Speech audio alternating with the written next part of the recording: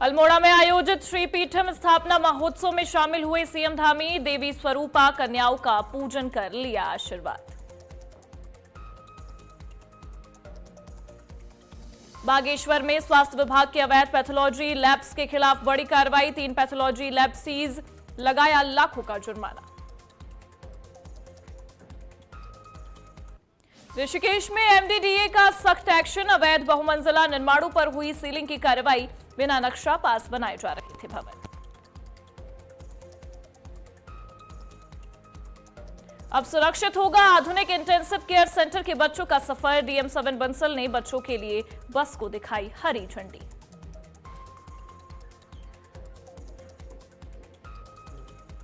बुद्ध पूर्णिमा के पावन अवसर पर धर्मनगरी हरिद्वार में उमड़ा आस्था का ज्वन सैलाब। गंगा स्नान कर श्रद्धालु कर रहे दान पुण्य।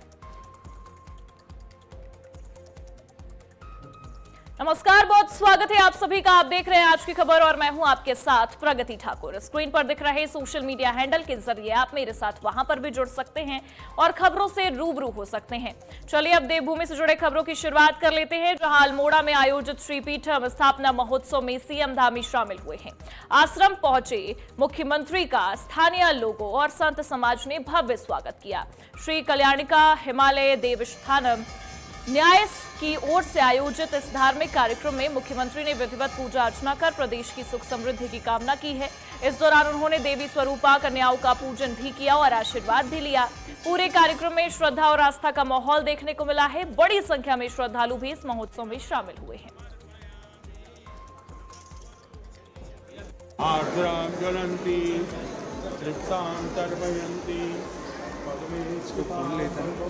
फटाफट आगे।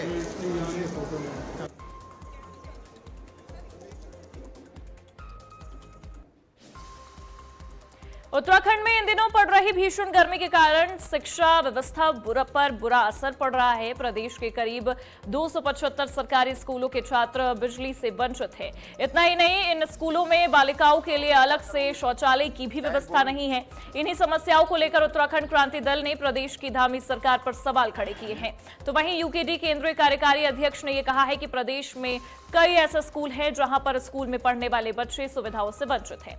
उन्होंने सरकार और प्रशासन से स्कूलों में बुनियादी सुविधाओं को जल्द दुरुस्त कराने की मांग की है। हमारे जो हम लोग सर्वे करते और जो जाते हैं, जहाँ पर देखते हैं विद्यालयों की हालत बड़ी दुर्दशा है। उनके यहाँ मेंटेनेंस की स्थिति बेकार है, उनको पीने का पानी नहीं है।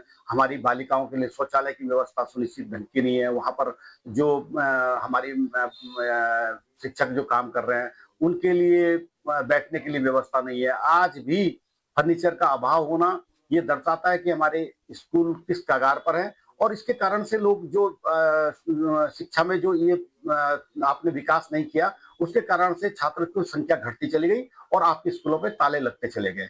सरकार को चाहिए कि वो ये सुनिश्चित करे कि प्रत्येक स्कूल में आप कम से कम स्वच्छ पानी पीने का उपलब्ध करा दें, लाइट की व्यवस्था वहां पर करा दें, गर्मियां यदि है तो पंखे की व्यवस्था करें। उत्तराखंड शासन ने कॉन्ट्रैक्ट पर कार्यरत खेल प्रशिक्षकों को राहत देते हुए उनकी सेवाओं की निरंतरता बनाए रखने के निर्देश जारी किए हैं। देहरादून से जारी आदेश में विशेष प्रमुख सचिव अमित सिन्हा ने स्पष्ट किया है कि वित्तीय वर्ष 2026-27 के लिए जनपदों में तैनात प्रशिक्षकों को निरंतरता दी जाएगी। साथ ही जिन प्रशिक्षकों की सेवा अवधि पूरी हो चुकी है उनके मामलों में नियमानुसार कार्रवाई करते हुए सेवा विस्तार सुनिश्चित किए जाएंगे। सरकार के इस फैसले से प्रदेश में खेल गतिविधियों को मजबूती मिलने और खिलाड़ियों को लगातार बेहतर प्रशिक्षण मिलने की उम्मीद जताई जा रही है।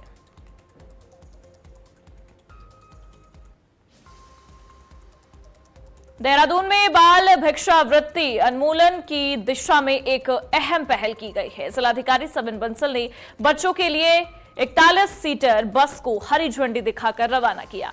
अब आधुनिक इंटेंसिव केयर सेंटर के बच्चे स्कूल बस से सुरक्षित आ जा सकेंगे। वहीं डीएमएफ फंड से डॉर्मेट्री का उद्घाटन भी किया गया है, जिससे बच्चों को बेहतर सुविधाएं मिलेंगी।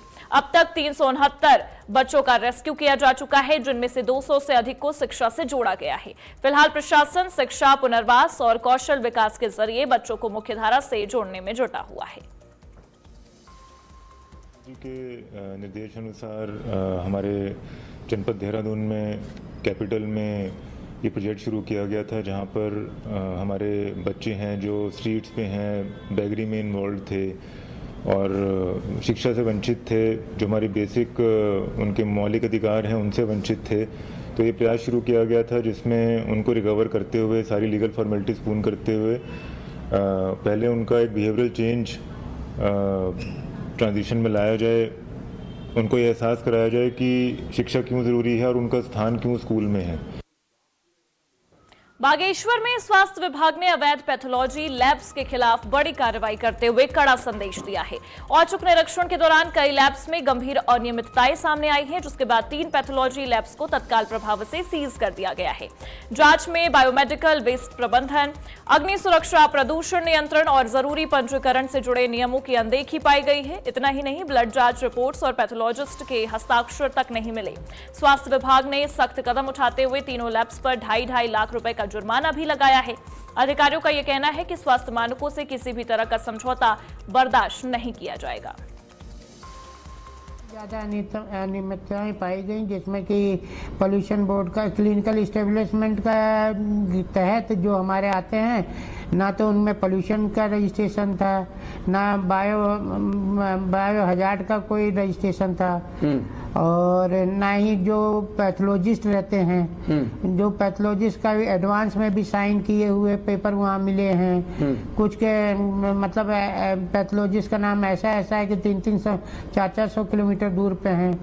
उनसे दूरभाष से पैथोलॉजिस्ट से बात करना चाहा तो फोन उनका नहीं लग रहा था।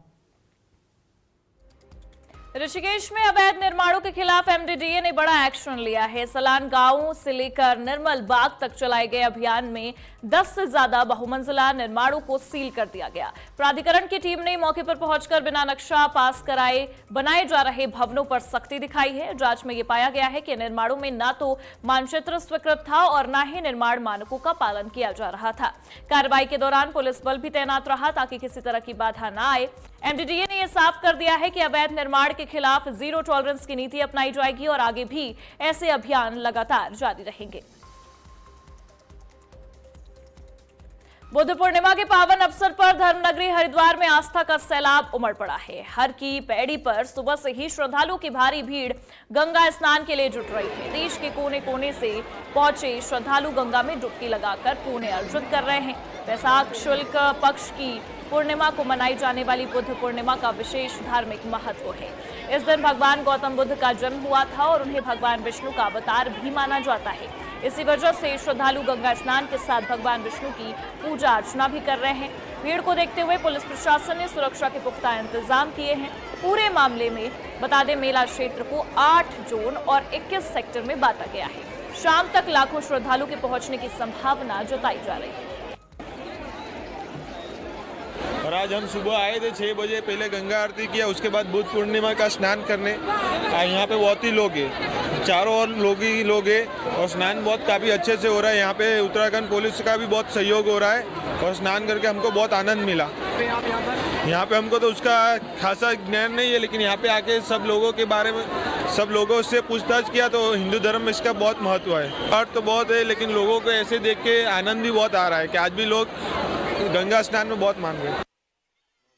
माँ गंगा में स्नान करने का महत्व है। गंगा जी को प्रणाम करें, माँ गंगा को स्पर्श करें। कहते हैं नमामि गंगे तव पाद पंकजम सुरासुरेरम वंदित्य दिव्य रूपम मुक्तिम च भुक्तिम सददास नित्यम भावानुसारेण सदा नरनाम। इस मंत्र से माँ को प्रणाम करें और गंगा जी को नमन करें। आज के दिन गंगा जी में दूध, दही, घी, शहद, शक्कर, पंचामृत से स्नान कराएं। माँ गंगा को पत्र, पुष्प, भोग प्रसाद अर्पण करें। माँ गंगा में श्रीफल, नारियल अर्पण करें। पौड़ी गढ़वाल के श्रीनगर से दुखद खबर सामने आई है। बता दें, अलकनंदा नदी के एनआईटी घाट पर डूबे छात्र का शव एसडीआरएफ ने सघन सर्च ऑपरेशन के बाद बरामद कर लिया है। बीते 26 अप्रैल को नहाने के दौरान छात्र नदी में लापता हो गया था, जिसके बाद लगातार रेस्क्यू अभियान चलाया जा रहा था। निरीक्षक मंजरी नेगी के नेतृत्व में एसडीआरएफ और पीएसी की टीमों ने कई दिनों तक गहराई में डाइविंग कर सर्चिंग की। अब आखिरकार आज टीम को सफलता मिली है और छात्र का शव भी बरामद कर लिया गया है। मृतक की पहचान 21 वर्षीय आनंद सोहम के रूप में हुई है, जो NIT श्रीनगर का छात्र था। फिलहाल शव को पुलिस के सुपुर्द कर आगे की कार्रवाई जारी है।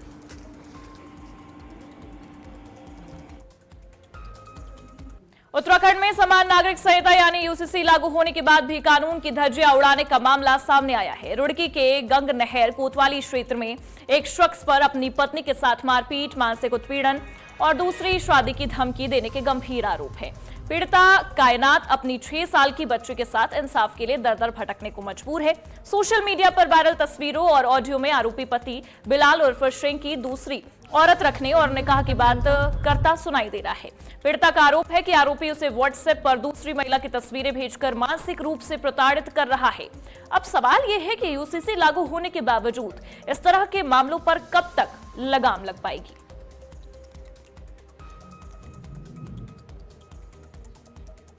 नैनीताल में ग्रामीण इलाकों में वन्य जीवों की बढ़ती धमक से स्थानीय लोग खासे चिंतित हैं। इसी कड़ी में यहां भीमताल ब्लॉक के रानीबाग क्षेत्र में एक खतरनाक वन्य जीव को पिंजरे में कैद किया गया है। कैद होने के बाद भी जानवर का आक्रामक रवैया देखकर स्थानीय ग्रामीणों में काफी दहशत है। खूंखार वन्य जीवों की बढ़ती धमक से वन विभाग की कार्यप्रणाली पर गंभीर सवाल उठ रहे हैं। वहीं स्थानीय जनप्रतिनिधि और ग्रामीण सतर्कता के साथ ठोस कार्रवाई की मांग कर रहे हैं। नैनीताल के भीमताल ब्लॉक में लगातार मानव वन्यजीव संघर्ष में अनेक लोगों की मौतें हो चुकी हैं और जिसमें 2 बंगाल टाइगर और अनेकों नैनीताल के भीमताल ब्लॉक में लगातार मानव वन्यजीव संघर्ष में अनेक लोगों की मौतें हो चुकी हैं और जिसमें 2 बंगाल टाइगर और अनेकों गुलदार पकड़े गए। एक दिन में 3 बाघों का पकड़ा जाना वास्तव में चिंताजनक है और कल भी रानीबाग में एक और बाघ पकड़ करके रेस्क्यू सेंटर ले जाया गया। मेरा मानना है कि जब तक वन विभाग तब तक सुस्ती ना करे जब तक कि जो आदमखोर बाघ है वो पकड़ा ना जाए और जब तक कि इस बात की पुष्टि ना हो जाए कि जितने बाघ पकड़े गए हैं उनमें वास्तव में ये आदमखोर है। जब तक उसका सर्टिफिकेट नहीं मिलेगा हमें आदमखोर बाघ का, तब तक वन विभाग वहाँ पर पिंजरे लगाए और जो भी रात में गश्त है या जो भी ट्रैंकुलाइज करने वाला काम है उसको लगातार करे। और मैं समझता हूँ कि गाँव वालों को अभी भी बहुत ज़्यादा भयभीत हैं, जागरूक रहने की आवश्यकता है। रुड़की के मंगलौर हाईवे बस स्टैंड पर बड़ा हादसा होते होते टल गया। एक अनियंत्रित DCM ने ड्यूटी पर तैनात ट्रैफिक पुलिसकर्मी को जोरदार टक्कर मार दी है। टक्कर लगने से पुलिसकर्मी गंभीर रूप से घायल हो गए हैं, जिससे तुरंत पास के निजी अस्पताल में उन्हें भर्ती कराया गया। हादसे के बाद मौके पर अफरा तफरी मच गई। बताया ये जा रहा है कि टक्कर मारने के बाद DCM पास में रखे ट्रांसफार्मर में जा घुसी है। हालांकि गनीमत ये रही कि ट्रांसफार्मर से करंट या आग नहीं लगी, वरना बड़ा हादसा हो सकता था। घटना की सूचना मिलते ही कोतवाली प्रभारी भगवान मेहर और CO मंगलौर अभिनव चौधरी अस्पताल पहुंचे और घायल पुलिसकर्मी का हालचाल जाना। पुलिस पूरे मामले की जांच में जुट गई है। राजधानी देहरादून में हुई झमाझम बारिश के बाद लोगों को गर्मी से थोड़ी राहत मिली है। प्रदेश में तेज हवाओं के साथ बारिश हुई है, जिससे लोगों को भीषण गर्मी से निजात मिली है। राज्य के कुछ जिलों में गरज चमक के साथ झमाझम बारिश हुई है। सड़क पर चलने वाले लोग बिजली की गरज के कारण पेड़ के नीचे खड़े हो गए हैं। तो वहीं मौसम विभाग की ओर से बारिश का अलर्ट भी जारी किया गया है।